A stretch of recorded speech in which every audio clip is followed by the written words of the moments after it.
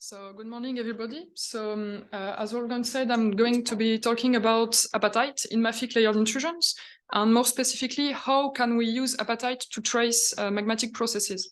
So this is part of my work of my PhD project at the University of Quebec in Chicoutimi under the supervision of Sarah Dare, but I also work in collaboration with Olivier Namur and Eduardo Mansour. So first, what processes could apatite chemistry trace?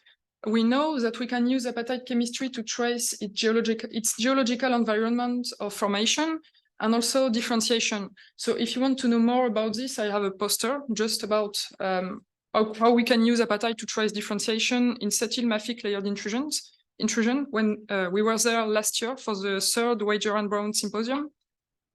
And in this presentation, I will use new apatite data and compilation data to show you that apatite chemistry can also trace all these processes. So crystal contamination, magma mixing, or if apatite can crystallize from a mafic or a felsic melt. Why am I studying mafic layered intrusion? So because the intrusion I'm going to be using were all formed in a similar context, meaning that they were part of large igneous provinces, and they are derived from mantle-derived melts, so meaning high degree of partial melting. Though these intrusions were formed in a similar context, they also have variable parameters, such as different composition of the primary melts, so different depths of partial melting, oxygen fugacities, and apatite occurs at different times in the crystallization histories of these intrusions.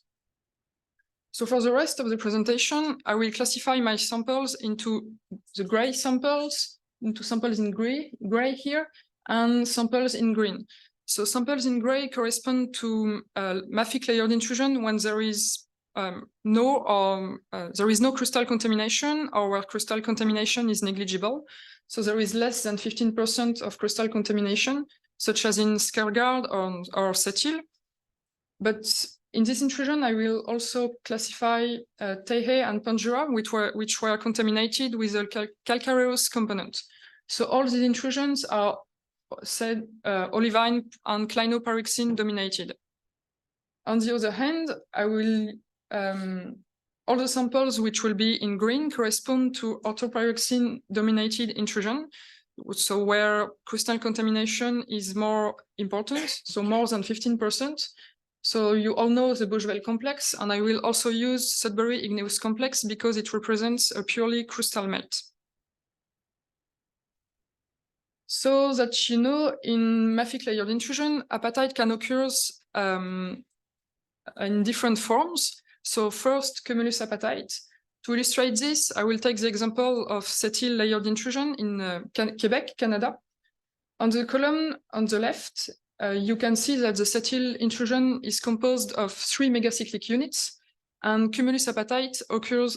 Yeah. Make it a bit darker, the room, so that people can see your slides a bit better. Sorry, Marie. It's okay. It's a break.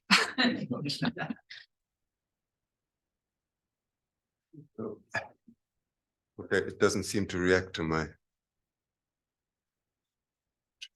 minimal lighting. Is a bit stage only.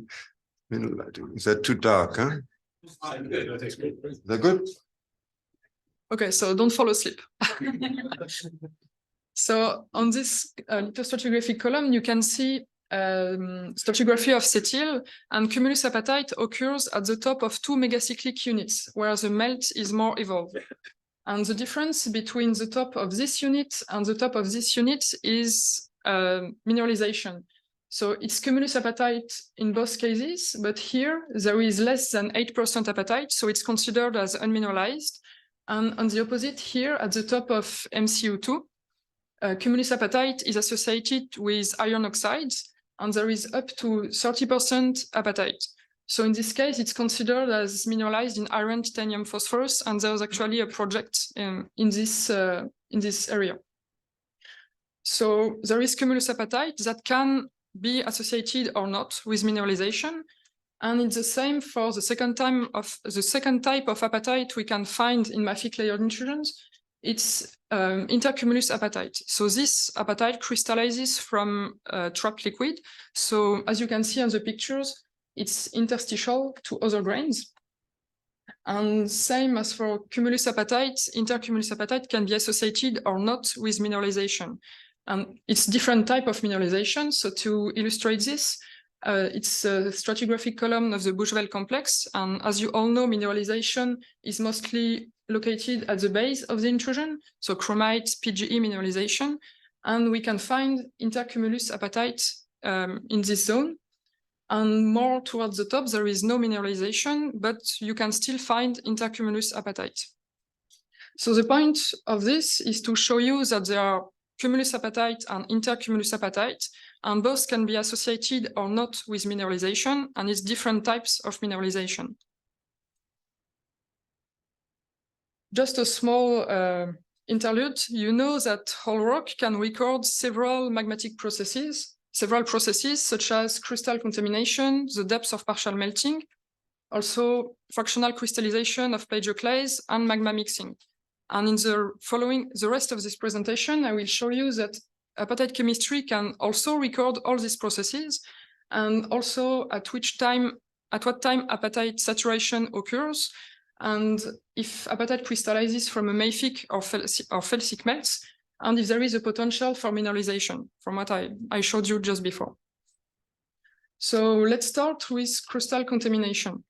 On this diagram, you can see the slope of the reverse patterns. So with here, it's the lanthanum over neodymium ratio, so light reverse ratio and heavy reverse ratio here. And on the left of the diagram, it's the samples corresponds to olivine and clinopyroxene dominating intrusion, where crystal contamination is negligible. And as you can see, the lanthanum over neodymium ratio is very low. On the other hand, if you look at the samples on the right here, they come from intrusion when there is more crystal contamination, so orthopyroxene dominated intrusions. And so we can, with this diagram, we can say that the light reverse ratio can be an indicator of crystal contamination. And to back this up, we tested, we checked if there was a correlation between this ratio and other elements that are normally concentrated in the crust.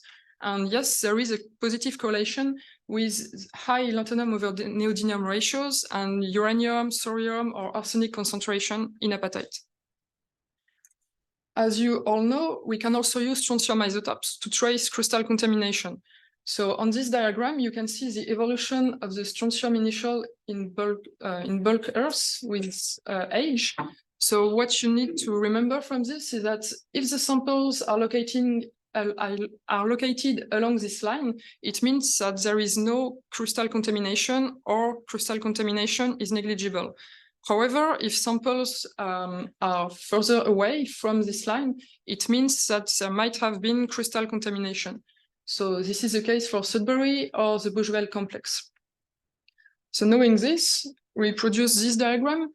So here it's a light reverse ratio we use to say there is crystal contamination. And here it's the strontium initial ratio in apatite. And we can see that apatite from uncontaminated intrusion have a lower lanthanum over neodymium ratio and a lower strontium initial. And the apatite from intrusions that were contaminated have higher ratios. So that's the first thing we can say using this diagram, but we can also infer the depth of partial melting using this time not the light reverse ratio, but the heavy reverse ratio. So here, all these intrusions here are part of the emission igneous province, and the parental melt is a picrite. So this indicates a deep depth of a deep partial melting of the source. And on the other hand, those samples here originate from layered intrusion that were the magma was formed at a shallower depth. So we can also use this ratio to say if the intrusion was so if the intrusion was formed at a shallow or a deep partial melting. Another thing we can say with apatite is that it records the fractional crystallization of plagioclase. So there is an increase in rare earths and yttrium and other incompatible elements in the melt during differentiation. And you also know that strontium and europium are mostly affected by plagioclase crystallization. So knowing this, we can tell if apatite crystallized prior. We can say that apatite records fractional crystallization of plagioclase. So in this diagram, it shows the europium anomaly in apatite versus the strontium over yttrium concentration in apatite. And when there is plagioclase fractionation, you can see that both the strontium over yttrium ratio and europium anomaly in apatite will decrease. So this is the first thing we can say with this diagram, but we can also have an indication about the timing of apatite saturation, because if apatite saturates early, it will have a higher starting point, so a higher europium anomaly and a higher strontium over yttrium in apatite. However, if lots of plagioclase already crystallized, then the starting point will be lower. So it will start to decrease at a lower europium anomaly and a lower strontium over yttrium. One last thing we can say is that in whole rock, in layered intrusion, we normally used several minerals to trace magma mixing. So this has been done for Cetyl layered intrusion by Olivier Namur. So that's what's represented here. It's the evolution of plagioclase anorthite content or clinopyroxene Mg number. And based on this, you can say if there was a replenishment of the magma chamber. So here we'll take two examples as we did in the beginning. So there is the top of MCU1, cumulus apatite crystallizes here, and we know there is magma mixing based on Olivier's work. However, at the top of MCU2 here, named the critical zone, that's where there is iron, titanium, and phosphorus mineralization, we know that there is no magma mixing. So based on this, we'll show that apatite can be used similarly to plagioclase or pyroxene or magnetite to trace magma mixing. How can we say this? First, so we'll look at the rare earth content in apatite and the vanadium content in apatite with depth in both units. And first, if we look at the zone where there is no magma mixing, we can see that there is an increase in rare earths with differentiation, and there is a decrease in vanadium with differentiation. Now, if we look at the first zone, prior to magma mixing, we observe the same evolution trend, so with an increase in rare earths and a decrease in vanadium. But when there is a magma mixing, this will cause a decrease in rare earths and an increase in vanadium in the melt. So this works for rare earths or vanadium, but also for other elements such as arsenic or strontium, magnesium, and so on. And to finish, I will show you the use of apatite, that there is a potential to use apatite as a petrogenetic provenance indicator, in mafic layered intrusion. So first, you need to know if your apatite crystallizes from a mafic or a felsic melt. To do this, we use this diagram. We developed it previously, and we tested it with all the data I presented here.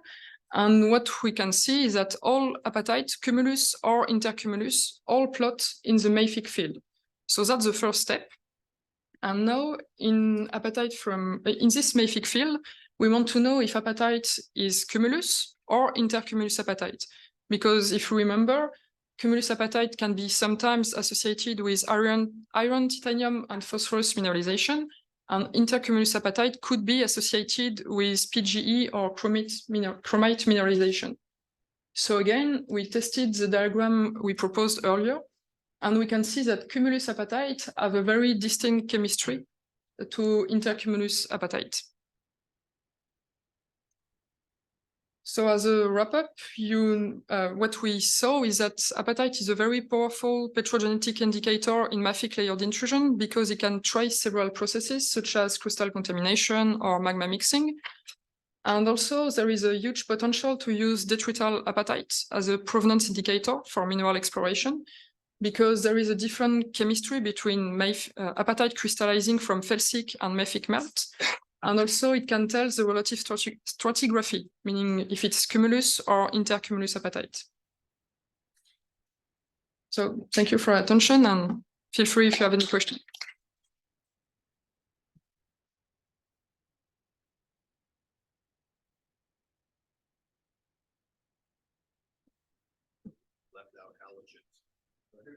Sorry? Yeah, you could have left out halogens. If you had any special to say about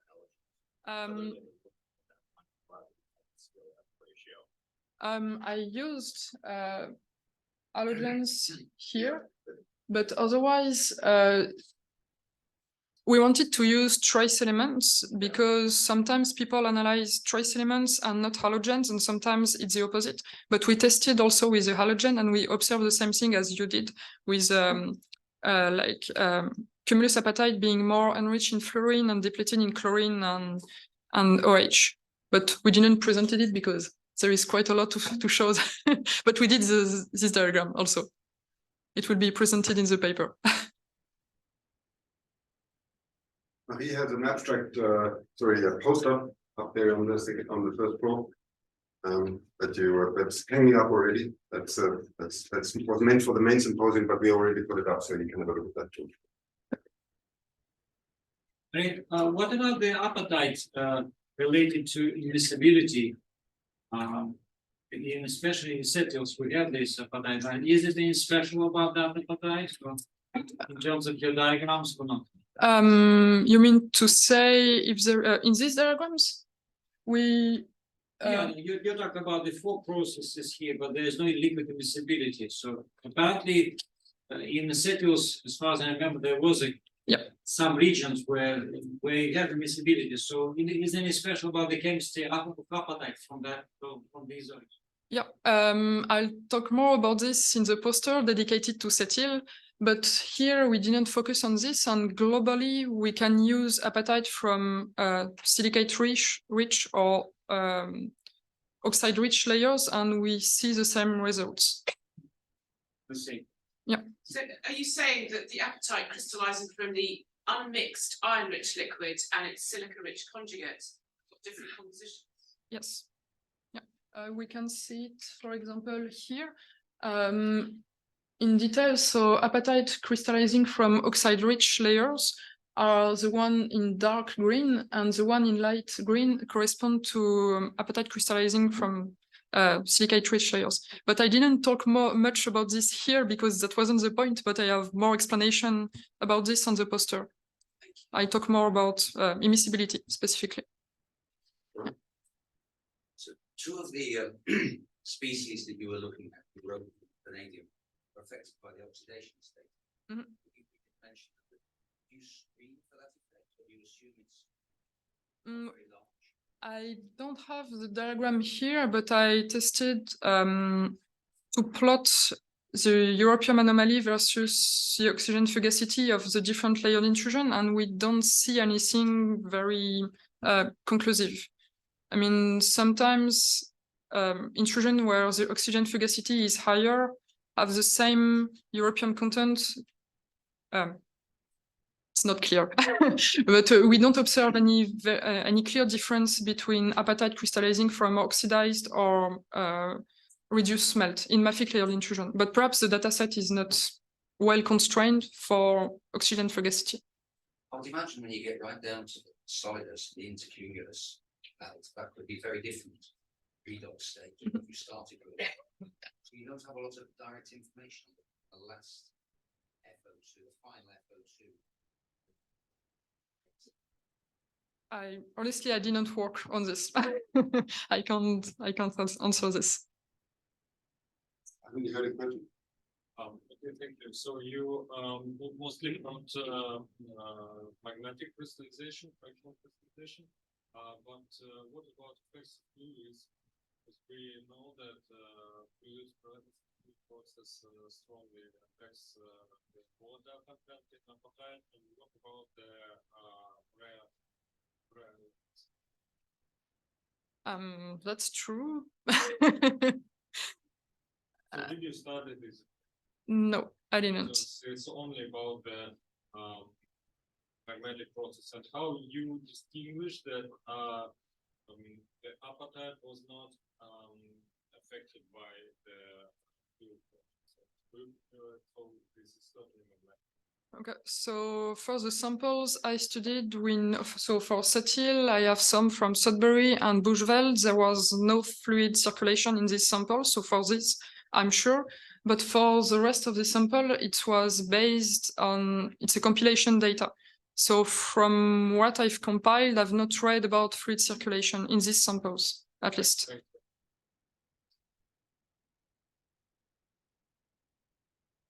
Anybody else? Very nice one.